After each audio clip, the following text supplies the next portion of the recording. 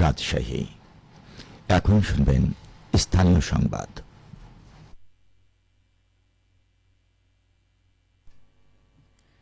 বাংলাদেশ বেতার, রাজশাহী। আসসালামু আলাইকুম।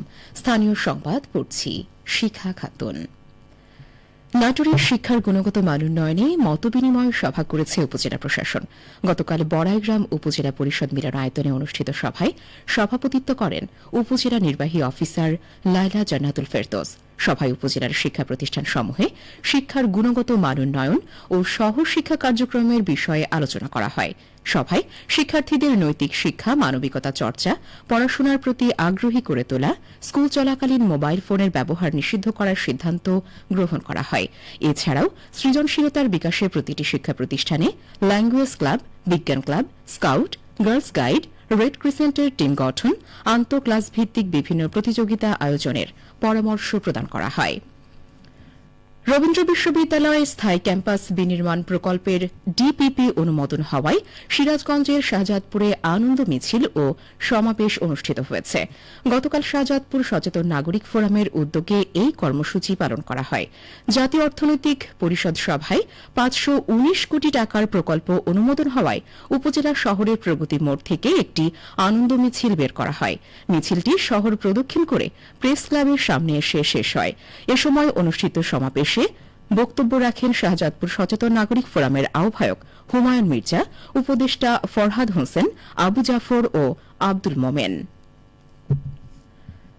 নওগাঁ কৃষ্ণধন সরকারি উচ্চ বিদ্যালয়ে বিশ্ব সাহিত্য কেন্দ্রের আয়োজনে চলছে ৫ দিনব্যাপী ভ্রাম্যমাণ বইমেলা ও সাংস্কৃতিক উৎসব। প্রতিদিন বেলা ১২টা থেকে রাত ৮টা পর্যন্ত এই আয়োজন সর্বসাধারণের জন্য উন্মুক্ত রাখা হচ্ছে। সংশ্লিষ্টরা বলেছেন, আলোকিত মানুষ গড়ে তুলতে শিক্ষার্থীদের শ্রেণীভিত্তিক পাঠ অভ্যেস গড়ে তোলার পাশাপাশি সর্বসাধারণের জন্য বই পড়ার মাধ্যমে জ্ঞানার্জনের সুযোগ বিস্তারে এই মেলার আয়োজন করা হয়েছে।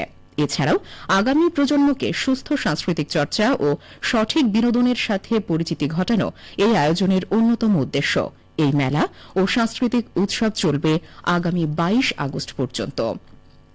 এদিকে রাজশাহীতে মান নিয়ন্ত্রণ সনদ ছাড়াই খাদ্যপণ্য উৎপাদন ও বিক্রির দায়ে একটি বেকারিকে জরিমানা করেছে ভ্রাম্যমাণ আদালত। গতকাল নগরীর সাহেব বাজার বেঙ্গল বেকারি অ্যান্ড কনফেকশনারির মালিককে ১০,০০০ টাকা জরিমানা করা হয়।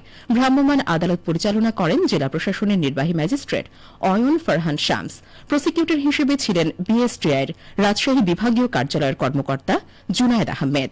বিএসটিআই জানিয়েছে, অনুমোদন ছাড়া চানাচুর, বিস্কুট, কেক ও পাউরুটি উৎপাদন ও বাজারজাত করার কারণে বেঙ্গল বেকারিকে জরিমানা করা হয়। তারা অবৈধভাবে মোড়কে বিএসটিআইয়ের মানচিহ্ন ব্যবহার করছিল। এদিকে পাবনার বেড়া উপজেলায় নিষিদ্ধ ঘোষিত চায়না দুয়ারি জাল সরবরাহ ও বুকিং দেওয়ার অপরাধে সওদাগর কুরিয়ার সার্ভিসের কর্মচারীকে ২০,০০০ টাকা জরিমানা করেছে ভ্রাম্যমাণ আদালত। এ সময় জব্দকৃত নিষিদ্ধ চায়না দুয়ারি জাল পুড়িয়ে ধ্বংস করা হয়। গতকাল বিকেলে উপজেলার কলেজ রোডে উপজেলা নির্বাহী অফিসার মোর্শেদুল ইসলাম ভ্রাম্যমাণ আদালত পরিচালনা করেন। এ সময় বেড়া উপজেলা মৎস্য কর্মকর্তা নাসির উদ্দিন, বেড়া মডেল থানার অফিসার ইনচার্জ অলিউর রহমান উপস্থিত ছিলেন। নাটোরে ৭ জন নারী উদ্যোক্তাকে ৩,৩০,০০০ টাকার ঋণ প্রদান করেছে সমাজ সেবা অধিদপ্তর। গতকাল শহর সমাজসেবা কার্যালয়ে ঋণের চেক হস্তান্তর করেন সমাজসেবা অধিদপ্তর নাটোর জেলা কার্যালয়ের উপপরিচালক মোহাম্মদ মুস্তাফিজুর রহমান।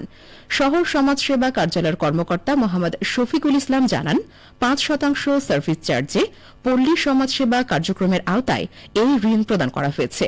এই ঋণ যথাযথভাবে ব্যবহার করে উদ্যোক্তারা স্বাবলম্বী হতে পারবেন। বগুড়ার শেরপুর উপজেলায় বিনামূল্যে চক্ষু সেবা ক্যাম্প অনুষ্ঠিত হয়েছে। গতকাল ব্র্যাক শেরপুর এলাকা অফিসে অনুষ্ঠিত এই ক্যাম্পে প্রান্তিক ৫ শতাধিক মানুষকে চিকিৎসা প্রদানের পাশাপাশি বিনামূল্যে চশমা ও ছানি অপারেশনের ব্যবস্থা করা হয়েছে। দৃষ্টি ফিরে পাওয়ার পথ, গ্রামীণ চক্ষু সেবার উদ্যোগ শীর্ষক এই চক্ষু পরীক্ষা ক্যাম্পের উদ্বোধন করেন শেরপুর উপজেলা নির্বাহী কর্মকর্তা আশিক খান। ক্যাম্পে চিকিৎসা সেবা কার্যক্রম পরিদর্শন শেষে তিনি বলেন, প্রান্তিক জনগোষ্ঠীর জন্য অধিকাংশ সময় চক্ষু চিকিৎসা ব্যয়বহুল হয়ে পড়ে। অনেক সময় দারিদ্র্য ব্যক্তিরা চোখে ছানি নিয়েই বছরের পর বছর কাটিয়ে দেন। সেই জায়গা থেকে ব্র্যাকের এই উদ্যোগ প্রশংসনীয়। চিকিৎসার পাশাপাশি বিনামূল্যে চশমা প্রদান সহ ক্যাম্পে ছানি অপারেশনের যে মানবিক উদ্যোগ নেওয়া হয়েছে, এতে দরিদ্র জনগোষ্ঠী উপকৃত হবে। ক্যাম্পে চিকিৎসা প্রদান করেন গাক চক্ষু হাসপাতালের medical officer doctor Asif Nawaz. সবশেষে আবহাওয়া। আজ দুপুর 12টায় রাজশাহীতে তাপমাত্রা ছিল 32.8 ডিগ্রি সেলসিয়াস। এ সময় বাতাসে আপেক্ষিক আর্দ্রতার পরিমাণ 70%। রাজশাহী ও পার্শ্ববর্তী এলাকায় আজ সূর্যাস্ত সন্ধে 6:35 সংবাদ শেষ হল। আমাদের পরবর্তী সংবাদ দুপুর 2:05।